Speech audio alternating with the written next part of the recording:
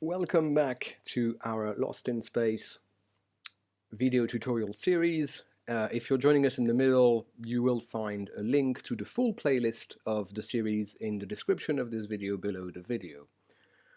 So let's tackle part 5, the bouncing asteroid, or a floating space rock. Now first step, add a rock sprite to animation. Now you all know that by now. We go into our sprite section, we have the create new sprite from library, choose a sprite with the plus, and we want some rocks, which are here. Splendid. It's going to add some rocks. Where do we want the rocks? I want them a little bit smaller, 50% of the size, and well, that's good enough. That's done. Now, can you add code for your rock sprite so that the rock bounces around the stage? What do we need to do? When the green flag is clicked, your rock sprite should move and bounce around the stage forever. So, I mean, the hints are in bold here, but you can always skip ahead to the right if you actually want to see the full explanation, but let's do it. So, like everything else, I have the rock selected. Make sure you don't have this to, the earth or wherever. The rock is selected. I'm going to my code tab, and I want when the green flag is clicked, which is a yellow event block, and you can see all of our code strings. Those chains of blocks should start with one of those yellow blocks that has the little tab top, not the clicky indentation, and we'll have a forever loop. And within that forever loop, there's going to be some motion, blue blocks. I'll want it to move, and when on the edge bounce, if on edge bounce, a little bit on edge or rock, make that 2 steps. See? Now that's not very fun because it's going to be bouncing just left and right.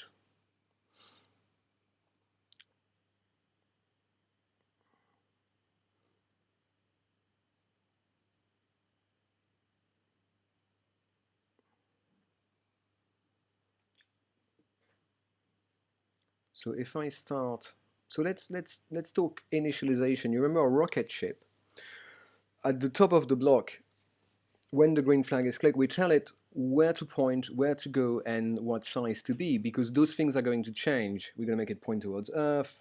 We're going to change the size, sorry, and we are obviously going to make it move towards Earth. So every time we restart the animation, we want this to be initialized. So the initialization for our rock should be, so let's move it by hand. I'm going to put it like around there and make it point sort of like that. Should be plenty.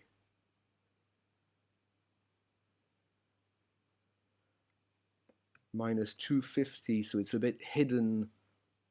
I can't.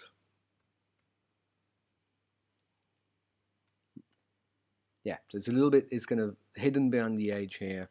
And I'm going to add a little control block just to wait 4 seconds or 3 seconds, just so that, because the beginning of animation is all about the spaceship that's saying hello and starting. So I don't want the rock to steal the rocket ship's thunder. I want my sprites to feel equal.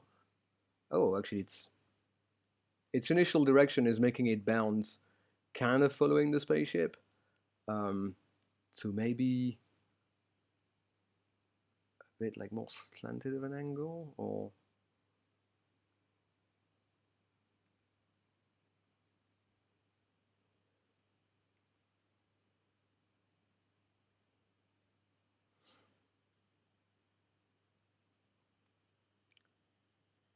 so, oh yeah, initialization, I will want to go to, sorry, I moved it by hand, but I didn't do it. Let's do it again. I'm going to move my rock there, minus 250, minus 101, that's good enough. I need to point maybe like 130 or like that.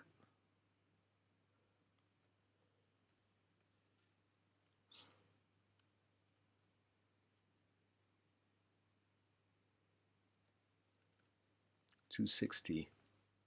to 70. Yeah, so we're going to make it go to 257,101, and we're going to make it point in direction. Well, we will adjust that later, but maybe 45, yeah. And the weight block should be after. So first thing, when we click the flag, everything goes into the right place, and then the rock will wait for 3 seconds before, as it appears following the spaceship because we're starting at 45 degrees. So if we want it to be a bit different, I can move it, you know, so it's sort of like, that's going to bounce, isn't it?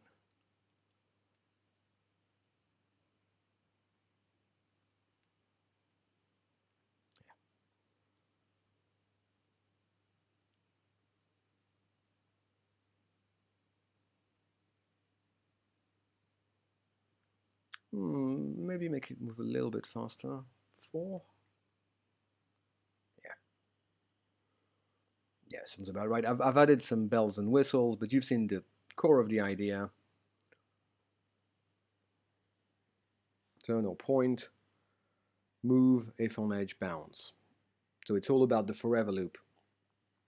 And we have made our bouncing floating space rock, or asteroid. I will see you soon in the next video.